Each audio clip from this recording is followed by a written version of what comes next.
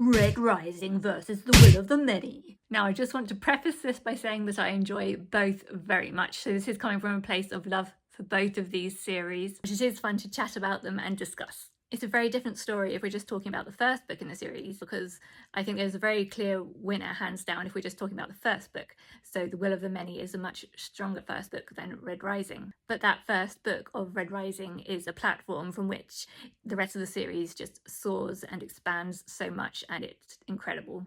But if we're just talking about first books, The Will of the Many delivered in every area that you wanted Red Rising to deliver, which meant that The Will of the Many was just so much more satisfying and clever. In both Red Rising and The Will of the Many, we get this character who's been educated and trained up to infiltrate a school or academy. And in one book, we get to see this put to good use, and one we don't.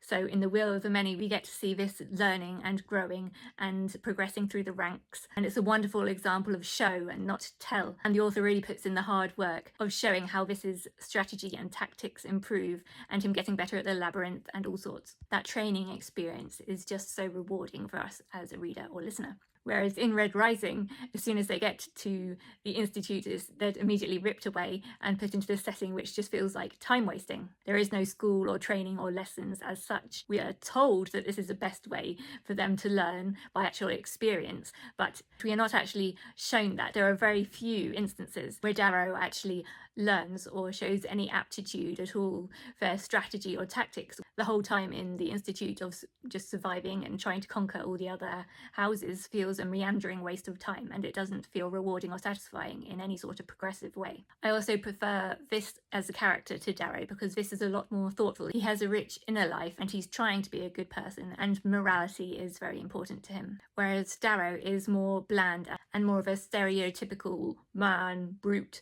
He has a lot of rage. Some people have the criticism that Vis is too good at everything, but I actually don't have a problem with this because we don't actually usually get to see that with male characters. They're usually just good at one thing, maybe if they're really good at the more physical things, or they're more good at the more cerebral things, and it's nice to see a combination of both because we get to see women who are both good at physical things and who are clever, and so it's nice for once to have a man who's also like that. Plus it makes sense in Vis's case because he was a prince and he was given all the best tutors, the best education. As a Prince of Sus, it makes sense that he would have that advantage. And again, it's a case of show and not tell, in that we get to see a different inner life to what he presents on the outside. So we see that cunning, that cleverness, that strategy when he goes back to Sus, for instance, because it's even more important that he doesn't give away his true identity, his true feelings, so he has to hide so much.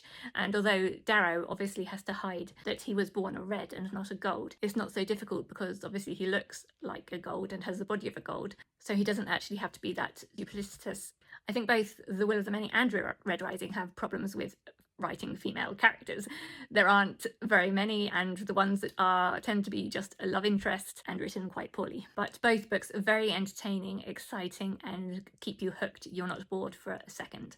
I think the difference between them is that The Will of the Many would maybe go into my top 5 favourite book series, whereas Red Rising would be in my top 10 if you're talking about the first book. But then it flips around because the second and third books in Red Rising are just so strong, even if brutal and violent. Whereas the second book in the Hierarchy series, The Strength of the Few, the ending was very strong, but it had pacing issues. Even though there were high points, there were places where it dipped quite significantly. The Strength of the Few did expand the world and just add to that wonderful mystery and puzzle of questions that we're trying to figure out what's happening and what's going to happen in the future. So with Red Rising, I've only read, or well, with me, it's listened to the first 3 books, but I can't listen to the rest because of an accessibility issue, which maybe I'll talk about in another video. But Golden Sun and Morning Star in the Red Rising series, oh my goodness, they are phenomenal. As far as setting goes in these supposedly Greek and Roman inspired worlds, as someone who studied Latin from ages 12 to 16 and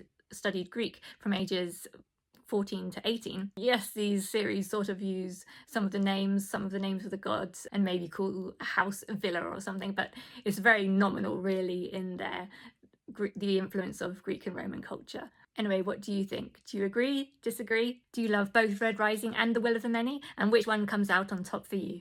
Let me know in the comments.